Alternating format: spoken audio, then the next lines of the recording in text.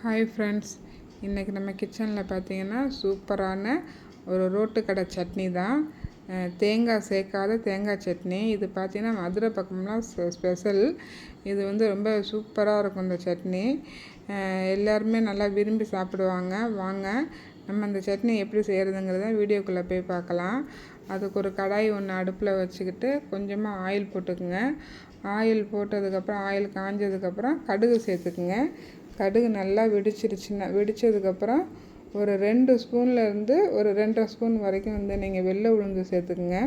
வெள்ளை உளுந்து சேர்த்ததுக்கப்புறம் பார்த்தீங்கன்னா நல்லா அந்த வெள்ளை உளுந்தை அந்த எண்ணெயிலே நல்லா ஃப்ரை பண்ணிக்கோங்க. வெள்ளை உளுந்து அரை வேக்காடாலாம் இருக்கக்கூடாது. நல்லா பொன்னிறமாக வெள்ளை உளுந்தை நல்லா வறுத்துக்கணும். நல்லா வறுத்திங்கன்னா தான் நல்லா வாசனையாக நல்லாயிருக்கும். இந்த அளவுக்கு பொன்னிறமாக இருக்கணும் வெள்ளை உளுந்து.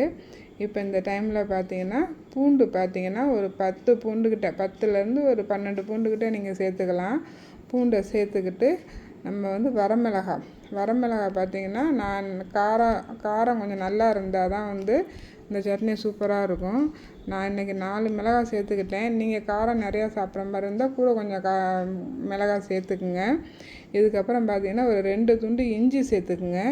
இஞ்சிக்கு அப்புறம் பார்த்தீங்கன்னா புளி கொஞ்சோண்டு சேர்த்துக்குங்க. புளியும் சேர்த்துக்கிட்டு பெரிய வெங்காயம் தான் இதுக்கு சேர்க்கணும். பெரிய வெங்காயத்தை பார்த்தீங்கன்னா கொஞ்சம் பெருசாக கட் பண்ணிக்கோங்க. கட் பண்ணிக்கிட்டு எல்லாத்தையும் சேர்த்து நல்லா வதக்கி விட்டுக்குங்க. எல்லாம் சேர்ந்து பார்த்தீங்கன்னா நல்லா ஒன்றுபட செம்மையாக வதக்கணும். நீங்கள் வதக்குறதுல தான் இந்த சட்னியோடைய டேஸ்ட்டே இருக்குது.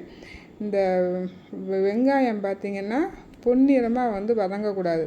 கண்ணாடி பதம்னு சொல்லுவாங்கள்ல, நீங்கள் அந்த பதத்துக்கு வதங்கினா போதும். ரொம்ப பொன்னிறமாக வதங்க தேவை கிடையாது. இந்த அளவுக்கு வதக்குனீங்கனாலே போதும். இப்போ இதை கொஞ்சம் நேரம் அப்படியே ஆற வச்சுருங்க. ஆறுனதுக்கப்புறம் பார்த்தீங்கன்னா ஒரு மிக்ஸி ஜாரில் இந்த இதை அப்படியே சேர்த்துக்கலாம். மிக்ஸி ஜாரில் சேர்த்துக்கிட்டு ஒரு கைப்பிடி அளவு அதில் பொட்டுக்கடலை சேர்த்துக்குங்க.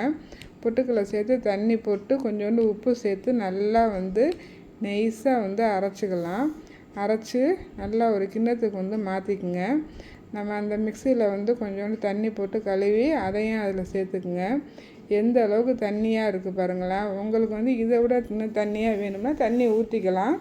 ஊற்றிக்கிட்டு நீங்கள் இந்த டைமில் உப்பெல்லாம் பார்த்துக்குங்க எப்படி இருக்குன்னு. இதுக்கு ஒரு தாளிப்பு கொடுத்துடலாம். நான் ஒரு அதே கடாய் அடுப்பில் வச்சு 1 ஸ்பூன் ஆயில் போட்டு கடுகு உளுந்தம்பருப்பு சேர்த்து அது கூட பார்த்திங்கன்னா கொஞ்சமாக கருவேப்பிலை சேர்த்துருக்கேன். கருவேப்பிலையும் அதுவும் சேர்ந்து நல்லா வெடித்ததுக்கப்புறம் பார்த்திங்கன்னா அதை அப்படியே நம்ம சட்னியில் சேர்த்துக்கலாம்.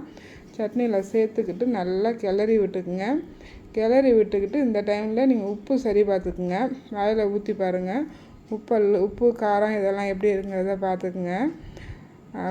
பாருங்கள், சூப்பராக இருக்கும் சட்னி. உங்களுக்கு தண்ணி வேணும்னாலும் இன்னும் கொஞ்சம் தண்ணி இதில் சேர்த்துக்கலாம். தண்ணியாக வேணும்னா நான் இன்றைக்கி கோதுமை தோசைக்கு பண்ணதுனால கொஞ்சம் கொழப்பாக நான் ரெடி பண்ணியிருக்கேன். இதை அப்படியே நம்ம கோதுமை தோசை இன்றைக்கி வீட்டில் ஊற்றி தான் எங்கள் வீட்டில் எல்லாத்துக்கும் கொடுத்தேன். சாப்பிட்டுட்டு சூப்பராக இருக்குன்னு சொன்னாங்க அந்த சட்னி.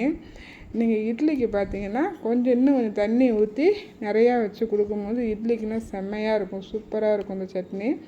தோசைக்கு நம்ம மாவு தோசைக்கும் பார்த்திங்கன்னா இந்த சட்னி செம்ம சூப்பராக இருக்கும்.